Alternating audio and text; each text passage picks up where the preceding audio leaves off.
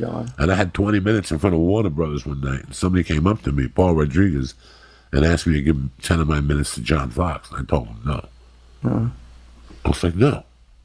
Where do you remember the day Mitzi, made you a regular? Yeah, on my birthday. When was that? 1997. Yeah? 1998. So you've been out here 97. for a few months? I was out here for a month. And then it turned into...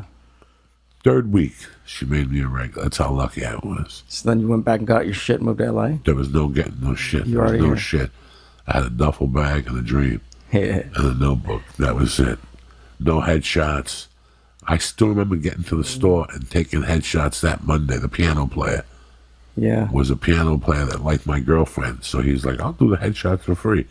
That headshot you see me with sunglasses That's it? at the store, that was the headshot. Nice. That was my first fucking real headshot. I had taken headshots in Seattle maybe, but I didn't think of them as headshots. Like I just, Right. somebody said, take these Pictures. promo pictures.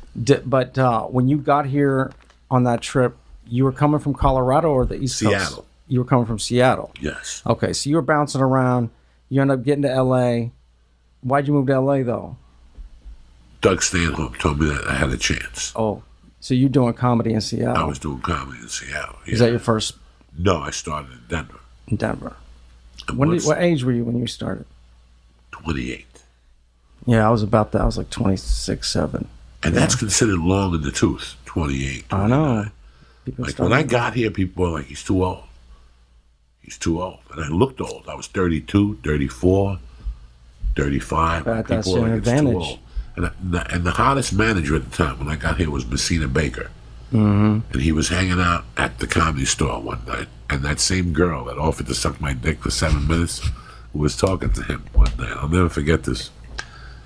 And he told her, he said to her, from me being an arm's distance, like an ear distance, whatever that expression is, he said, you're done in this town after you're 28.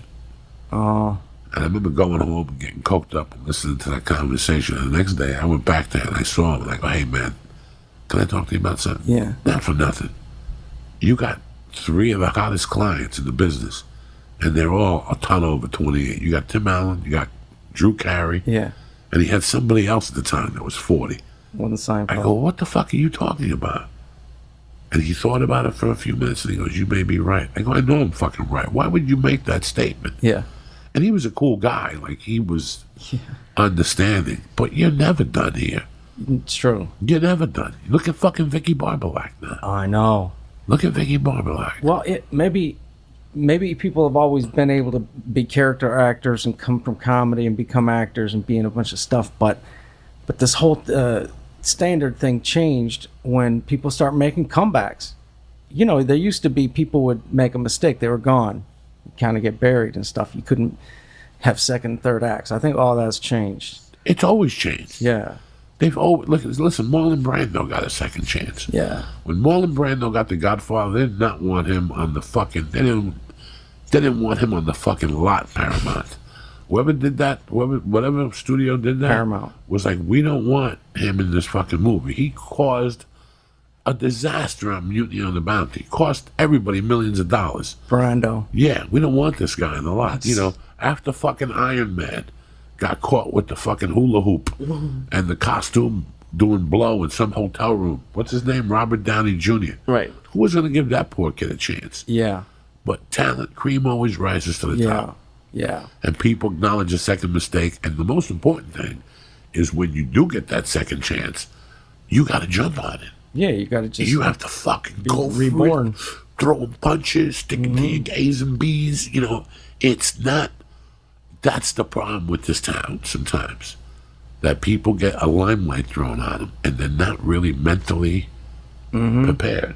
They're not mentally prepared. You know, I'll even admit to that myself because, you know, the things that between 2000 and like 2004 or 6, you know, the internet exploded and everybody had their thing online, you know, and when Dane Cook got 1 million MySpace people, it like changed this whole game for a lot of people.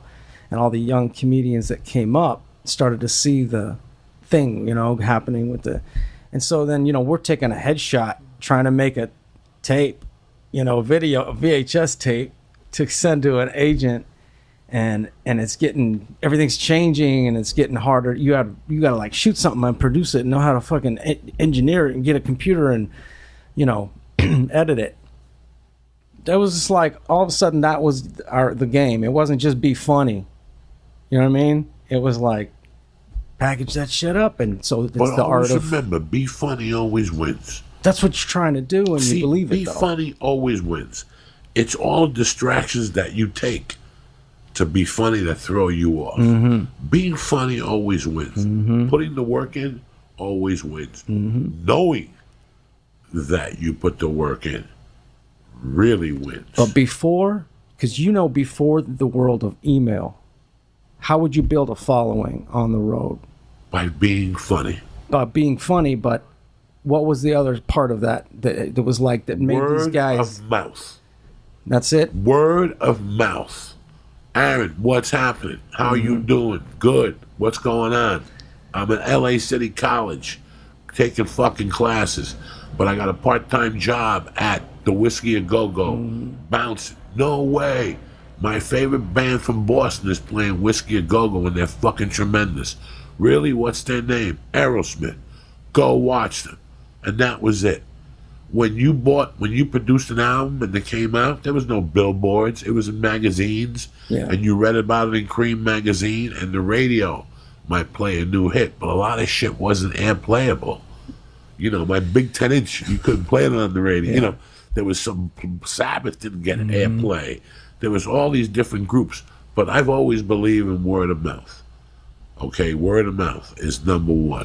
But didn't guys like a Mencia, he'd have flyers, he would take their names, he would have a mailing list. There were organized people that like were that. ahead of the game. There were Right. people. Mencia did something that I always thought was pretty great. And this was, at the end of the show, his brother would come with him, so he trusted his own flesh and blood. He would say, if you enjoyed the show tonight, on the way out, give my brother $20. And they'll mail you a copy of tonight's CD in the mail. And they would go back to the hotel room and print the show up all night. And have boxes prepared with that date. And the next morning before they left town, he would print them up. Mm-hmm. There were people that left cards on tables and took emails and email blasts. Let me ask you something. Even before email, though, he was doing that. Right. Now, when was the last time you got an email from somebody that you opened?